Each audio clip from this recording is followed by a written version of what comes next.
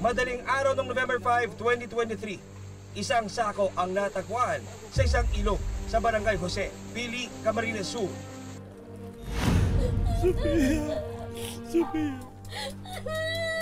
Nang buksan katawan ng isang batang babae ang laman ng sako, wala nang buhay at wala ring pang-ibabang saplot ang biktima. Kinumpirma ng mag-asawang Nando at Salud, hindi nila tunay na mga pangalan, na ang babae ay ang nawawala nilang anak na si Sofia. Ayon sa hepe ng Pili Municipal Police Station, hindi na nagawang maisugo sa ospital ang biktima. Hindi na po ma'am nila dinala sa ospital kasi po ma'am talagang nakita po nila patay na po yung bata.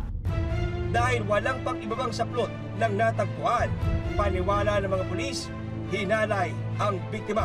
Ang initial na tsuri talaga namin yan, pag ganyan na wala pong pang-ibaba na garments yung biktima ay ginahasa po siya at saka pagkatapos na ginahasa ay pinatay tsaka tinapon sa ilog. Nang madala sa morgue ang bangkay ni Sofia, ayon sa mga pulis, nakitaan ng marka sa leeg ang dalagita.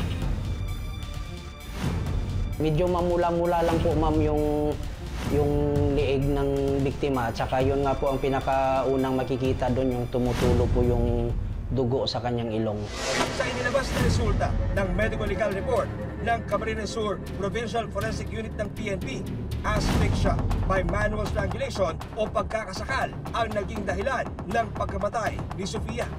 Pero nakalagay din po doon ma'am na wala pong rupture yung kanyang private parts, wala pong semen ng lalaki doon na na-recover according po sa pag-swab po ng ating medical legal officer. Noong una, malaking palaisipan kina Nando at Salud kung ano ang tunay na sinabi ni Sofia. Iniisip ko po, anong kasalanan ng bata? Bakit ginanaon?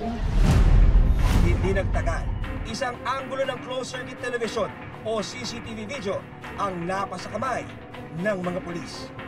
Sa video, nakunan ang mga huling sandali na buhay si Sofia. Paano ito makakatulong sa investigasyon ng mga pulis?